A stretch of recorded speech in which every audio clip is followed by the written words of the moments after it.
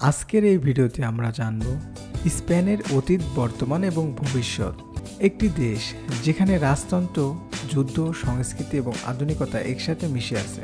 কিন্তু প্রশ্ন হলো, স্পেন কিভাবে বিশ্বের অন্যতম শক্তিশালী সাম্রাজ্য ছিল এবং আজকের স্পেন কোথায় দাঁড়িয়ে? চলুন শুরু করি স্পেনের সম্পূর্ণ গল্প। প্রাচীন ইতিহাস। স্পেনের প্রাচীন ইতিহাস শুরু হয় আইবেরিয়ান উপদ্বীপ থেকে। এখানে বিভিন্ন জাতিগোষ্ঠী বসবাস করত। পরে রোমান সাম্রাজ্য এই অঞ্চল দখল করে। রোমান কালচার, ল্যাঙ্গুয়েজ এবং আইন এখানে ছড়িয়ে পড়ে। মুসলিম শাসন। অষ্টম শতাব্দীতে মুসলিমরা স্পেনে শাসন শুরু করে। এ সময় বিজ্ঞান, সংস্কৃতি এবং স্থাপত্যে বড় উন্নয়ন হয়। কোর্ডোবা এবং গ্রানাডা ছিল গুরুত্বপূর্ণ শহর। রিকনকুয়েস্তা ছিল খ্রিস্টানদের পুনর্দখল আন্দোলন। 1492 সালে মুসলিম শাসনের শেষ হয়।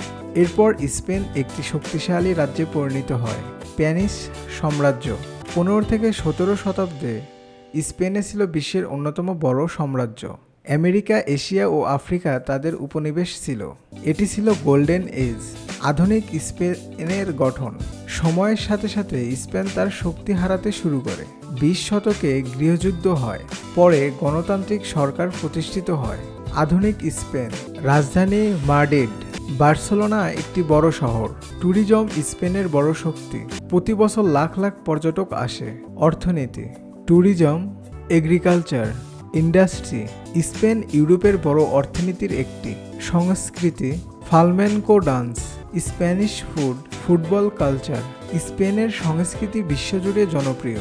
ভালো দিক: শক্তিশালী পর্যটন, সমৃদ্ধ সংস্কৃতি, উন্নত জীবনধারা। চ্যালেঞ্জ: বেকারত্ব, অর্থনৈতিক সমস্যা, রাজনৈতিক বিভাজন। ভবিষ্যতের Spain: green energy, smart city, tourism growth. Spain ভবিষ্যতের দিকে এগোচ্ছে। স্পেন একটি ইতিহাস ও সংস্কৃতির দেশ। সাম্রাজ্যদের থেকে আধুনিক রাষ্ট্র, যুদ্ধ, পরিবর্তন এবং উন্নয়নের গল্প। এই ছিল আজকের ভিডিও। স্পেনের অতীত, বর্তমান এবং ভবিষ্যৎ। একটি দেশ যেখানে ইতিহাস, সংস্কৃতি এবং আধুনিকতা একসাথে মিশে আছে। ভিডিওটি যদি ভালো লেগে থাকে তাহলে অবশ্যই একটি লাইক দিয়ে দিও।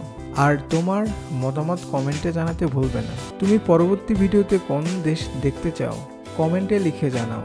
আর এমন আরও ইন্টারেস্টিং কান্ট্রি ডকুমেন্টারি দেখতে আমাদের চ্যানেল কান্ট্রি এক্সপ্লোর বাংলাকে সাবস্ক্রাইব করে পাশে থেকো।